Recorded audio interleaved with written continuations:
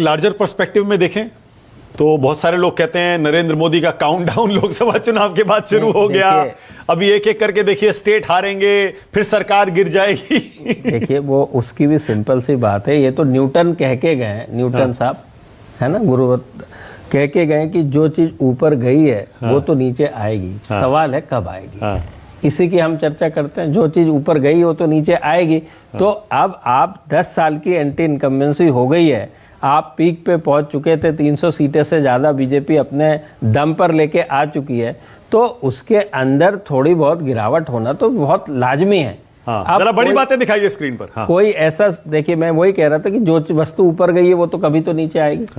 लेकिन और 10 साल की एंटी इनकम्बेंसी इतने बड़े देश में और 300 सीट से ज़्यादा लेके आना और उसके बाद एंटी इनकम्बेंसी होना और उम्मीद होना स्वाभाविक है, तो नीचे आना तो निश्चित है। बट सवाल है इतने नीचे आ गए हैं क्या, या क्या दूसरी ऐसी पार्टी आ गई, भाई सरकार बनाने के लिए तो दूसरी पार्टी को जीतना भी पड़ेगा ना, सिर्फ बीजेपी को नीचे आने से थोड़ी ना सरकार बन जाएगी।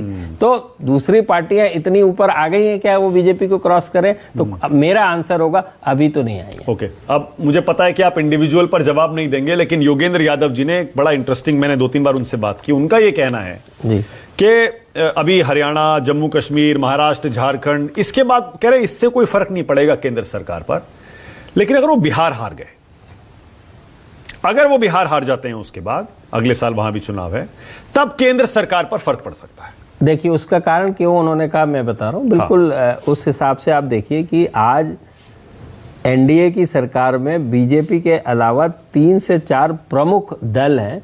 उन प्रमुख दलों के अंदर टीडीपी 16 सीटों के साथ, जनता दल नीतीश कुमार जी के उसका नेक्स्ट बेस्ट है 12 सीटें, तो वो 1, और तेलुगु मैंने आंध्र प्रदेश में चुनाव तो जनरल इलेक्शन के साथ ही होते हैं, तो इसके लिए उसकी बात खत्म हो गई फिलहाल के लिए।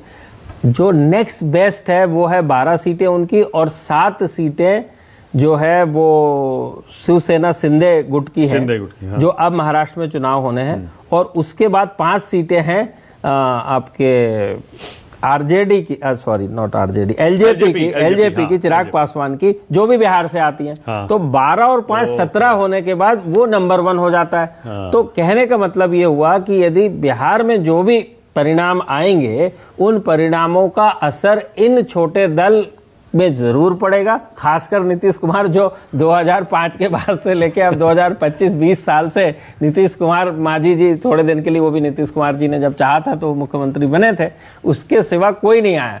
तो मैं ये नहीं कह रहा हूं कि बिहार के इलेक्शन में यदि बीजेपी हार जाती है तो कुछ बहुत बड़ा उलटफेर हो जाएगा, लेकिन ये इतनी जरूर बात है कि जो थोड़े बहुत रीअलाइनमेंट होंगे वो बिहार इलेक्शन के बाद रीअलाइनमेंट, मैं ये नहीं कह रहा कि सरकार बदल जाएगी, हाँ बिल्कुल नहीं। तो रीअलाइनमेंट होगा तो सरकार तो बदल सकती है? नहीं, रीअलाइनमेंट का मतलब, अगर जेडीयू चली जाए, रीअलाइनमेंट का मतलब समझिए मानक, रीअलाइनमेंट का मतलब ये है कि जो आज की डेट में 12 सीटों के ऊपर जेडीयू है और 5 सीटों के ऊपर एलजेपी है बिहार के अंदर, वो तो वही रहेंगे, कोई उसके तो चुनाव नहीं हो रहे, वो रत रहेंगे। लेकिन शायद वो यदि सरके तो उसके पहले तक दूसरे भी आ जाएंगे, क्योंकि आप 272 से 293 के बीच में खड़े हुए हैं। अभी भी आपके पास वो कुशन है, वो 22 सीटों का कुशन है, आप इसको मत भूलिए।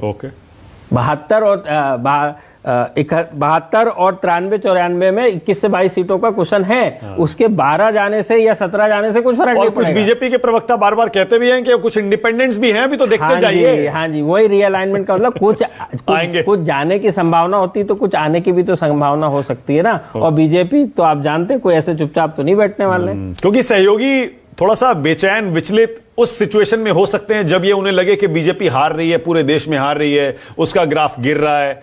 शायद यही मकसद होगा। बिल्कुल सही है आपने कहा। तो एनालिसिस का मकसद ये है कि जब ये पता है कि अपने को गर्मी का सीजन आने वाला है, तो हम पंखे और एयर कंडीशन का व्यवस्था तो कर लेते हैं। ओके।